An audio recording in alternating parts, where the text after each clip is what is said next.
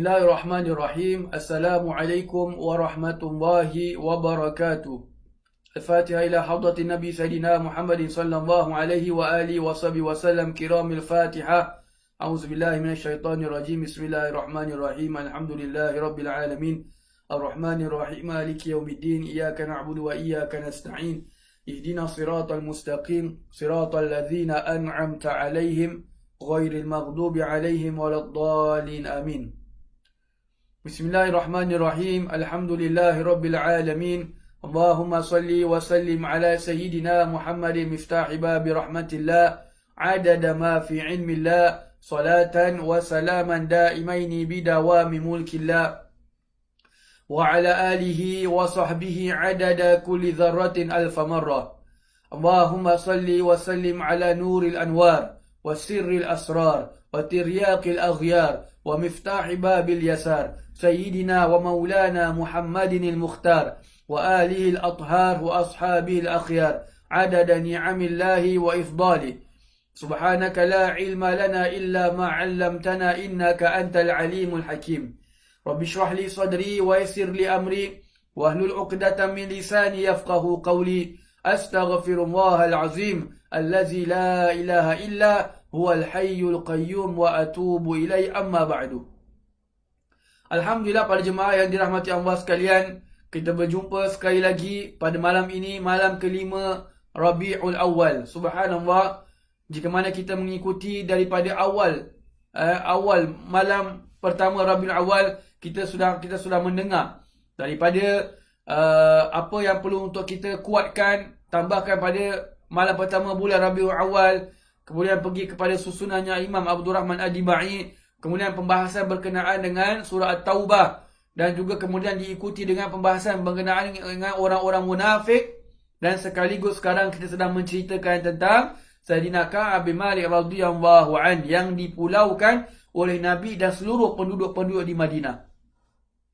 Sambungan daripada cerita semalam, di mana setelah mana Sayyidina Ka'ab bin Malik radhiyallahu anhu mendapatkan surat daripada utusan Rom itu, beliau mengoyakkan surat tersebut dan membakarnya. Kemudian pada hari yang sama datang utusan daripada Nabi SAW. Wahai Ka'ab, sesungguhnya Nabi SAW memerintahkan agar kamu tidak menjauhi isterimu, agar kamu tidak menyentuh isterimu, agar kamu menjauhi daripada isterimu. Ya Allah, makin berat ujian Sayyidina Ka'ab bin Malik radhiyallahu an. Sudah dari boykot 40 hari, tak dijawab oleh Nabi SAW, tak disapa oleh para sahabat dan sebagainya. Sekarang pula datang pula perintah baru agar mana beliau itu menjauhi isterinya, tidak boleh menyentuh isterinya. Maka Sayyidina Ka'ab bin Malik radhiyallahu anhu mengantar isteri-isterinya itu pulang ke rumah ibu bapa mereka. Hantar balik. Ada riwayat mengatakan satu isteri, ada yang mengatakan 3 isteri. Wallahu a'lam. Baik. Hantar pulang. Maka tinggal keseorangan Sayyidina Ka'ab bin Malik radhiyallahu anhu di rumahnya. Makin sedih, makin terasa sempit dadanya itu, kerana kita boleh bayangkan 40 hari tak ada orang berbual dengan kita. Subhanallah. Macam mana boleh kena timpa hukuman yang sedemikian? Kerana sifat jujurnya. Subhanallah. Sifat jujur, jemaah yang dirahmati Allah sekalian. Sifat jujur. Bukan kerana dia cakap bohong, bukan kerana dia bunuh orang, bukan kerana dia mengumpat orang, bukan kerana dia buat kezaliman kepada orang lain. Tidak. Tapi kerana dia bersikap jujur. Allah uji, subhanallah. Dan kita ingat, apa yang dihukumkan oleh Nabi SAW, bukanlah Nabi sengaja nak hukum dia seperti itu. Itu semua datang daripada Allah Subhanahu Wa Taala. Jangan sekali-sekali kita terdetik dalam hati kita, oh ni Nabi ni pandai-pandai je. Tidak. Kalau kita buat macam Nabi, itu pandai-pandai. Pandai-pandai. Tapi kalau Nabi bukan pandai-pandai, datang daripada Allah Subhanahu Wa Taala. Baik. Kalau kita tiba-tiba tak nak cakap dengan orang, tak geng lah, aku tak nak kawan dengan kau 40 hari. Tu siapa yang suruh? Nabi kata tak ada 3 hari, ni kita cakap 40 hari. Subhanallah. Balik pada Sayyidina Ka'ab bin Malik radhiyallahu anhu, maka makin sedih, makin rasa sempit dadanya. Allah sampai ni perkara sempit dada ni, sempit bumi ni, Allah SWT rakam dalam Al-Quran, wa daqat alaihimul ard, dan bumi menjadi sempit baginya. Subhanallah. Surah apa tu? Surah Taubah sendiri Allah ceritakan. Baik. Dari 40 ni, tambah lagi benda baru. Isteri dijauhi. Bila sudah genap 50 hari, sampai hari ke-50, bermakna tambah lagi 10 hari tu. 40 dah selesai, masih dalam pemboikotan, tambah lagi naik satu level, lagi kena uji. Isteri dijauhi selama 10 hari. Dari total semua duration dah 50 hari. Maka pada hari yang ke-50, ketika itu Sayyidina Ka'ab bin Malik radhiyallahu anhu sedang semayang duha di halaman rumahnya. Sedang solat duha di halaman rumahnya. Baik. Ini namanya, walaupun orang itu kena uji, tetapi ketaatan tetap dijalankan juga. Jangan kita hanya ingat Allah ketika kita sedang ada duit. Jangan kita ingat Allah hanya ketika kita senang. Jangan hanya kita ingat Allah ketika kita sihat. Bila sakit, bila kita ditimpa kesusahan, bila kita ditimpa ujian, lupa Allah. Jangan. Subhanallah. Walaupun kita diuji, perkara-perkara sunat tetap jalan. Wirid seharian kita, sama ada zikir, Quran, selawat, sunat, apa-apa perkara-perkara yang kita biasa lakukan dalam keadaan kita sihat, kalau mampu sakit pun buat juga.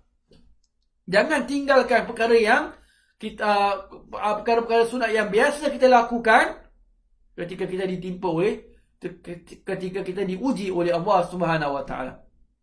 Baik. Kemudian balik pada cerita Sayyidina Ka'ab bin Malik radhiyallahu anhu, ketika beliau setelah selesai sembahyang duha, tiba-tiba ada dua orang suara yang memekik-mekik. Wahai Ka'ab, wahai Ka'ab, bergembiralah wahai Ka'ab, bergembiralah wahai Ka'ab.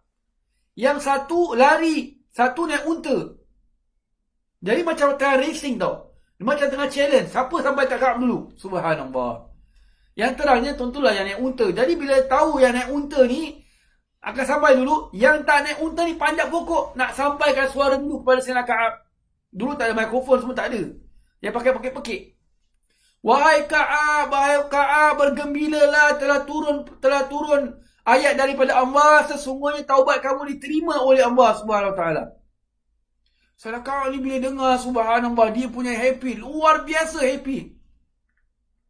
Luar biasa kegembiraannya Sayyidina Ka'ab bin Malik radhiyallahu an.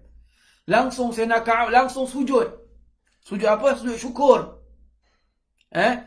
Langsung sujud syukur, dan ketika itu juga Allah Subhanahu Wa Taala melapangkan dadanya Sayyidina Ka'ab bin Malik.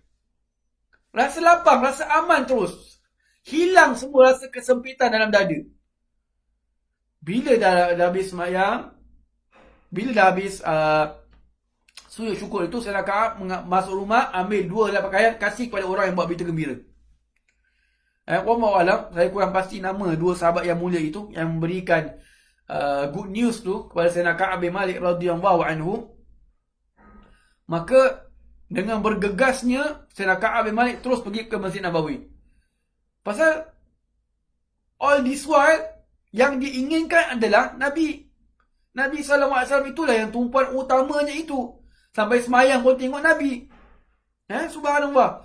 Jadi bila sampai ke Masjid Nabawi, nampak orang-orang ramai sahabat dia dekat Masjid Nabawi. Pasal ayat baru turun ni. Ayat baru turun berkenaan dengan penerimaan taubatnya 3 orang yang mulia ini. Baik. Langsung saya bila masuk masjid je, sahabat-sahabat ni semua tunjukkan rasa gembira. Tak ada rasa lagi tak ada rasa lagi mencemur sahabat yang mulia ni. Maksud tu kalau kena kita habis teruk. Kalau kita baru nak berubah je, nak sok berubah konon. Semayang tak betul, wuduk tak tahu angkat betul-betul, tumit tak kena itu tak betul, makhraj tak betul, nak semayang konon nak jadi baik. Itu kalau kita, zaman kita. Tapi kalau kita kena ujian seperti itu, maka pahalanya sangat besar kalau kita tetap istiqamah melakukan apa yang kita sudah berubah.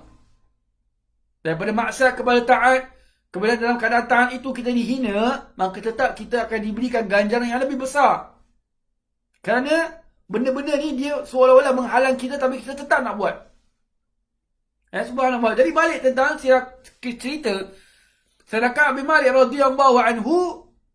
Para sahabat ni orang saling mengucapkan tahniah kepada Sayyidina Ka'ab bin Malik. Wahai Ka'ab, bergembiralah. Lepas tu saya katakan tadi, walaupun dia cerita 3 orang, tapi kita fokuskan on Sayyidina Ka'ab bin Malik pasal dia lagi masyhur ceritanya. Ada dalam hadis. Semua mengucapkan tanya, wahai Ka'ab, bergembiralah, Allah SWT telah menerima taubatmu, yang kiri, yang kanan, yang kiri, yang kanan, subhanallah. Sayyidina Ka'ab bin Malik masuk masjid, dia satu je, Rasulullah SAW. Terus jumpa Nabi. Baru nak sampai depan Nabi SAW, bangun seorang sahabat yang mulia, yang agung.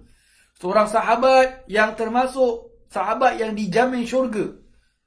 Termasuk 10 sahabat yang dijamin syurga oleh Nabi SAW. Siapa? Sayyidina Talha bin Ubaidillah radhiyallahu an. Sayyidina Talha bin Ubaidillah. Sayyidina Talha bin Ubaidillah ni langsung datang peluk ni Sayyidina Ka'ab bin Malik. Peluk Sayyidina Ka'ab bin Malik dan langsung membisikkan pada telinga Sayyidina Ka'ab bin Malik, wahai Ka'ab, bergembiralah, tahniahlah kamu bahawa taubat kamu sudah diterima oleh Allah Subhanahu wa taala, dan tidak ada berita gembira yang lebih besar daripada penerimaan taubatmu pada hari ini. Sayyidina Ka'ab bin Malik mengatakan itulah yang dia ingat sangat, apa yang dipesan, yang dibisikkan oleh Sayyidina Talha bin Ubaidillah radhiyallahu an.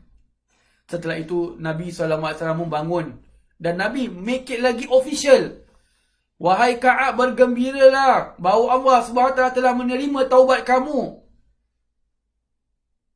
Kemudian Nabi SAW sabda dalam maksud hadis, tidak ada hari yang lebih gembira, yang lebih untung, yang lebih baik untuk kamu, wahai Ka'ab, semenjak hari ibumu lahir kamu, yang lebih gembira, lebih untung daripada hari ini. Pemberitahuan taubatmu diterima oleh Allah Subhanahu wa taala. Allahu akbar. Subhanallah, gembira Sayyidina Ka'ab bin Malik radhiyallahu anhu. Akhirnya Allah Subhanahu wa taala menerima taubatnya Sayyidina Ka'ab bin Malik radhiyallahu anhu dan juga 2 sahabat yang mulia tadi. Subhanallah, Hilal bin Umayyah dan juga Murarah bin Rabi'. Subhanallah. Jadi inilah apa yang kita nak ambil daripada cerita yang mulia ini. Cerita yang sangat-sangat berfaedah. Sehingga mana Allah SWT rakamkan kisah mereka ini dalam Al-Quran. Dan berkenaan dengan mereka ini, Allah puji mereka pula. Setelah mana mereka itu diuji, diboykot, maka kemudian Allah SWT puji mereka. Dinamai dalam firman Allah SWT yang lain, ya ayyuhallazina amanu taqullaha wa kunu ma'as sadiqin. Wahai orang-orang yang beriman, bertakwalah kepada Allah dan selalulah bersama dengan orang-orang yang sadiqin. Siapa orang-orang sadiqin? Orang-orang yang jujur. Siapa orang-orang yang jujur itu? Ini 3 orang. Subhanallah. Nampak? Begitulah dia punya kesudahan bagi orang yang bersikap jujur. Orang yang munafik, yang awal cerita kita dengar beberapa hari yang lalu, tetap mereka dalam keadaan mereka. Tak ada apa-apa daripada Allah SWT. Pasal mereka orang munafik. Dan telah kita beritahu bahawa surah Taubah ini surah yang reveal, yang memberitahu siapa orang-orang beriman dan siapa pula orang-orang munafik. Wallahu a'lam bishawab. InsyaAllah kita akan sambung pada besok malam. Kita akan mula menerangkan sedikit demi sedikit tentang ayat terakhir daripada surah At-Taubah. InsyaAllah. Ila huna. Assalamualaikum warahmatullahi wabarakatuh.